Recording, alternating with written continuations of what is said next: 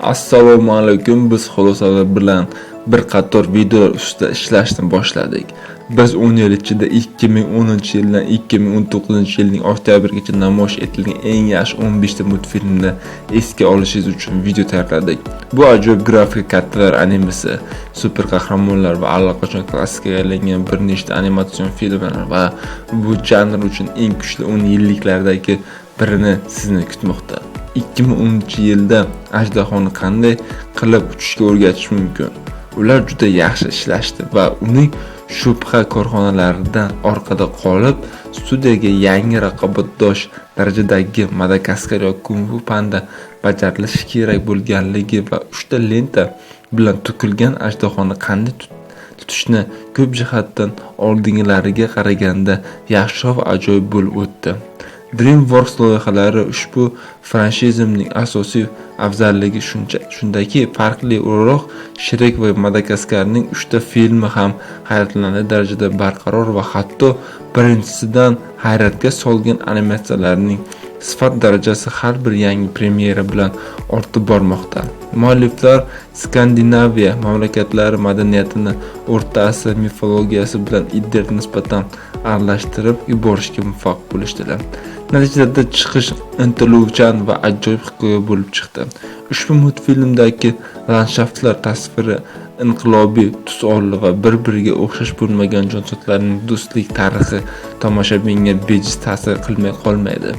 2010-yilda animatsiyada birinchi navbatda ushbu murakkab va ajdarmas trilogiya o'yinchoqlar 3 va 4 uchun esda qoladi. Ajdarhoni qanday o'rgatish kerakligi kabi biz o'yinchoqlar hikoyasining 2 ta qismini birdaniga bitta blokka joylashtiramiz. Bu ularni birinchi navbatda bitta film sifatida anglatadi. Bu o'zidan takrorlash va ikkinchidan bir xil franshizaning lentalari bilan ro'yxatni to'plash bo'ladi. Ayniqsa o'yinchoqlar hikoyalari seriyasidagi barcha multfilmlar bir xil darajada yaxshi bo'lganligi sababli ijodkorlar o'zlarining yaratilishlariga 8 yil sarf qilishgan. 3 va 4 qismlari 3D animatsiyada yangi so'z bo'lib, realizm bilan hayratga tushishi bejiz emas. Pixar animatorlarining flagmanlik loyihasida yana bir afzallik bu tarixning yangi qirlarini doimiy ravishda ochib berish qobiliyatidir. Tijorat nuqtai nazaridan o'yinchoqlar haqidagi hikoya boshqa hech qanday multfilm singari bolalar bilan kattalar tilida gaplashishdan uyalmadi va hatto 2019-yilda biz 90-yillarda ko'rgan personajlarimiz o'rinli va raqobatdosh bo'lib chiqdi. Bu Trevor klassik ikki kishining munosabati davomi bo'ldi. Quadrivalning qismlari franshizadan yangilab, bizning sharhimizdan ko'ra shu jumladan joriy yilning eng kuchli filmlaridan biri bo'ldi. Texnik va syujet nazariy jihatidan bu multfilm ko'plab da'volari bor edi, lekin faqat bitta so'z uning bizning millionlar ro'yxatiga kiritilganligini to'liq oqlaydi va bu bejirim sarg'ish jonzotlar shuncha odamni g'azablantiradi, lekin bundan ham ko'proq ular haqida aqldan ozgan odamlarning soni bu tasvirning tijorat muvaffaqiyatini aniq ko'rinib turibdi. Sariq rangli o'yinchoqlar nafaqat bolalar do'konlarida sotiladi, balki biz har bir yer osti yo'lakchasida bo'lganmiz. 2010-yilgi eng taniqli pop madaniy ramzlardan birini yaratgan film albatta bizning tepamizdan o'rin olishga loyiqdir. Aks holda men uchun nafratlanadigan fitna yetarlidir. Bolalar animatsiyasi uchun an'anaviy 100 ta farqlanadigan bundan holda muallif jinoyat qahramonini qidirishni aldashga majburlash orqali qiziqarli harakatni taklif qildi. To'q rangli belgilarning yengil tomonlari har doim birozdan keyin juda yaxshi ishlaydi. Yana ma'lumotlik tasdiqlaydi, ammo oilaviy kinodagi bunday syujetli harakatlarning tendensiyalari agar Disney kinematik olamini uzoq vaqtda puxta tanqid qila oladigan bo'lsak, u holda nafratli Batman tomonidan yaratildi. Keyin kompaniyaning animatsiyasi bo'lim hech qanday savol tug'dirmaydi. U sifat bo'yicha mutlaqo monopoliyaga ega. Karikaturlar va hayratli hali raqobatchisiga yetishish uchun o'sib ulg'aymagan studiya bolalar uchun emas, kattalar uchun multfilmlarni ko'proq e'tiborga loyiqa va bizning ro'yxatimizdagi o'rinlardan birini egallaydi. Disney turdunlari orasida eng yaxshisini tanlang. Ular bizga Batman va Superman va Adliya ligasi haqidagi kult komikslarning ekran versiyasini bergan, ammo biz eng dahshatli filmni tanladik. Shu bilan birga bu detektiv va Batmanning dodbo'ron ostidagi jangovar filmlari uchun mos yozuvlar aralashmasi. Xuddi shu loyihada ko'ringan Ritser haqida komikslarning kinematik moslashuvlari yo'q, bu qahramonning bu tomonlarini ochib beradi. Hatto Christopher Nolan va Tim Burton ham unutishdi. Ya'ni Bruce Wayne'ning detektiv dahosi va o'zining psevdo oilasi yaratishga bo'lgan ishtiyoqi yo'qotish azobining ko'rsatmalari ikkinchi tur Zack Snyderning Batman va Superman filmidagi qoldirgan, ammo bu voqeani kutilmagan Kristoferning g'azablangan qonli harakati to'plami tarixdagi eng yaxshi hazitkashlardan biri bo'lgan, sovuq qalbdagi tarixdagi eng daromad keltirgan multfilm o'z ichiga olgan, aqlli yozilgan syujetni o'z ichiga olgan multfilm to'liq hikoya qiladi. Qirolning remake'dagi to'satdan o'zgarishi bilan jonli sovuq qalbdagi sher bu hech qanday ta'sir o'tkazmasdan bizning zamonamizdagi qizning portretini namoyish etadigan tendensiyalarga ega ajoyib istedodli o'yin. Tasodifan bugungi kunda har bir ikkinchi qizda Elsa bilan sovuq o'yinchoq yoki qandaydir savdo sotiq asosiy Disneyning eng yaxshi namunalaridan biri bo'lishdi. 2010-yilgi klassik ertaklarni qayta ko'rish chiqish tendensiyalarida yuqori aytib o'tilgan Maleficentda bo'lgan kabi bu yerda hamma narsa teskari tomonga burilgan va Andersen ertagining asosiy manbai bo'lgan qor malikasi umuman kutilmagan tarzda joylashtirilgan. Multfilm mashhur ertak syujetining bepul prekvelidir. Bu yerda nominal salbiy belgi chuqurroq ochilib, boshqacha ko'rinishda bo'ldi. Hikoya yozishda ushbu usul va bir nechta yangi g'oyalar tufayli mualliflar Disneyning eng g'ayratlanarli va malikali qiziqishlaridan birini yaratishga muvaffaq bo'lishdi. Va ushbu multfilmdagi musiqa allaqachon AQShda unchalik katta bo'lmagan, to'qov to'plamagan, ammo rus tilini sevib qolgan Disney multfilmlarining eng past darajadagi qahramonlardan biriga aylandi. Tomoshabinlar va prodyuserlarning aniq maqsadi bilan g'alati film bir zumda hitga aylangan. Osiyo mamlakatlari asosiy qahramonlarni etnik yaponlar bu yutuq asosiy leitmotivi sifatida tanlangan. AQShning zamonaviy texnologiyasi madaniy merosni muvaffaqiyatli o'zlashtirishga davom etdi. Asta-sekin yaratish uchun asosiy retseptlardan biriga aylangan boshqa mamlakatlar stereotiplaridan foydalanmasdan deyarli animatsion blokbasterning mualliflari asosiy tijorat manzarasi yo'naltirilgan mamlakat aholisiga muhabbat bilan qarashni kafolatlaydigan universal hikoyani aytib berishadi. Bu usul tanqidchilar va professional hakamlar hay'ati tomonidan Sheya va Oskar multfilmlarini taqdim etish orqali juda qadrlandi. Hamma narsalardan tashqari qahramonlar shahri ham hayratdan kelgan. Film, komikslar va Disney nafaqat super qahramonlarga bilan filmlar chiqaradi, balki kassa hitlaridan tashqari dengiz chizig'i qo'shiqlarining vaqt bilan boshqa filmlarni ham suratga oladi. Siz o'zingizning san'atingizni e'tiborsiz qoldirmaysiz va dengiz qo'shig'ining animatsion filmlari ko'pchilik multfilmlar tomonidan unchalik mashhur va unutilmaydi.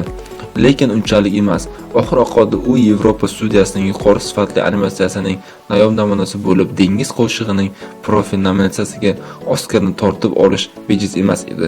Eski dunyo yangi filmdagi multfilmlar yaratishdan orqaga qolib ketdi. Shuning uchun Yevropada har qanday shov-shuvli animatsiya loyihasi dunyo maqomini olishga kafolatlaydi. Ayniqsa Disney mahalliy singari Yevropa studiyalari ba'zi xalqlarning madaniyati va mifologiyasini mohirlik bilan ajratib turadi. Dengiz qo'shig'i misolida irlandiyalik afsonadagi yangi hayot berildi, ammo ularda trollar va movoqlar paydo bo'lgan va dunyo kinematograflari deyarli oshkor qilinmaganlar. Chuqur syujetga mos standart animatsiyani qo'shganda mualliflar Ingel bolalar bilan bir xil tilda gaplasha oladigan, ammo kattalar ma'nosi bir vaqtning o'zida gapirishga qodir bo'lgan Pixar durdonasini, ammo nafaqat bolalar bilan ko'plab kattalar uchun o'z his-tuyg'ularini boshqarish mavzusi. 11 yoshli qizning hikoyasi uning boshidagi miyani boshqarish bo'yicha butun buyruq shtabi bo'lganligi ajablanarli. Yangi syujet bilan 21-asrda yangi narsalarni kashf etishning iloji yo'qdek tuyuldi, lekin yana Pixardan usta o'tmishning klassik merosini qayta ishlashga va biron narsa yaratishga muvaffaq bo'ldi. Drama va semantik xabar darajasi jihatidan haqiqatan ham o'ziga xos jumboq zamonaviy bola. Zootopia saqchining tarbiyalashga eng ko'p tomosha qiluvchi va deyarli majburiy nuqtai va so'nggi yillarda studiya kompaniyasining ko'p qismidan sotib olingan bo'lib, u o'z qo'llari bilan ishlab chiqarilgan narsalarni ishlab chiqarishni deyarli to'xtatgan. Hech bo'lmaganda juda baland va juda muvaffaqiyatli uzoq vaqt davomida hatto yangi mahsulotlar yo'q edi. 2006-yildan yuvilgan Pixarlar ishchilaridan katta sharaf va Disney multfilmlari Zootopiyaga o'tdilar. Bu studiya boshlig'i zudlik bilan 5-chi to'liq metrajli Suriya Validiya deb e'lon qildi. Lekin men klassik uslub emasman. Lekin hamma ehtimol u o'zining shoularining qanday umumiy jinnilik bilan birga olib borganligi va qanday muvaffaqiyat bilan mukofotlangan Zootopia allaqachon har qanday elementga klassik bo'lib qolgani, Disney uslubiga eng miqyosda o'qishni osonlashtirgani yaxshi eslasangiz kerak. Butun oila uchun hikoya nafaqat xarizmatik personaj bilan, balki zamonaviy jamiyatning siyosati va ijtimoiy tuzilishi to'g'risidan jasoratli bahslar bilan, shuningdek hatto tanqidchilarga Zootopia aynan shu multfilmning turi bo'lib, u eng keng tomoshabinlarning e'tiborini jalb qildi. Zamonaviy korporatsiyalar yana nimani yaxshi ko'radigan franshizlarni sog'ishdan yaxshi ko'rishadi. Kabi Nemo izlashga hamma 2000-yillarning asosiy hitlaridan biri haqida uzoq vaqt unutganga o'xshaydi. 2016-yilda 10-yil o'tib uning davomi chiqdi. U baliqlarga e'tibor qaratdi. Dori xotirasidan mahrum bo'lgan qiz do'stlari hayratlanarli, ammo shunga qaramay Pixarning asrining boshidan asl va yangilanishlarga klassik hikoya munosabat davom ettirishga muvaffaq bo'ldi. Studiya birinchi filmda ko'pchilik bezovta qilgan, ammo hatto juda muvaffaqiyatli bo'lmagan belgi bilan ishlashga majbur bo'ldi. Mualliflarning fikriga ko'ra, ko'plab oddiy gagga va taxmin qilinadigan harakatlar bilan bunday fitna o'z yillikning eng yaxshi multfilmlari haqida gapiradigan o'zingiz va dunyoda ta'sirchan va ibratli narsaga aylangan ularning umumiy eslatmasi bo'ldi. Animatsiya dunyosidagi madaniyat bizga faqat bitta film uchib ketgan. Ammo sizning ismingiz nima? Tomoshabinlar va tanqidchilarning fikriga ko'ra, janr doirasida qat'iy nazar 10 yil davomidagi eng yaxshi filmlardan biriga aylandi. Chunki yigit va qizning sirli sevgisining sharmandaligi haqidagi qattiq hikoyasi 8.4 yosh kattalar ham befarq qoldirmadi. Tomoshabinlar sizning ismingiz abadiy mavzular haqida hikmatli fokus orqali gapiradi. Bu anime yuragiga to'g'ri keladi va bizning yaqinlashib kelayotgan 20tasi ham bo'lishi mumkin. Agar animatsiya va badiiy adabiyotga bo'linish bo'lmasa, eng yaxshi filmlar kino maqomi tarixidagi eng ko'p daromad keltirgan uzun metrajli animatsiya sifatida o'zini o'zi ko'rsatmoqda. Sizning ismingiz Geeks yoki anime nerds uchun hikoya emas, lekin universal syujetni har qanday zamonaviy madaniyat vakili Van Gogh muhabbat Vincent bilan bizning tanlovimizni tushishadi. Animatsiya juda texnik va zahmatkash ishlarning ko'plab misollari mavjud, ammo shu kompaniyadagi boshqa multfilmlar ijodkorlar qilgan narsalar bilan taqqoslay olmaydi. Van Gogh sevgi bilan Vincentning loyihasi bu taxtalarga yog'li bo'yoqlar bilan to'liq bo'yalgan birinchi animatsion film. Titanic ishining eng qiziqishini tasavvur qilish qiyin. Haqiqiy aktyorlar ishtirokida suratga olish jarayoni atigi 2 hafta davom etgan, ammo animatsiya chizilgan.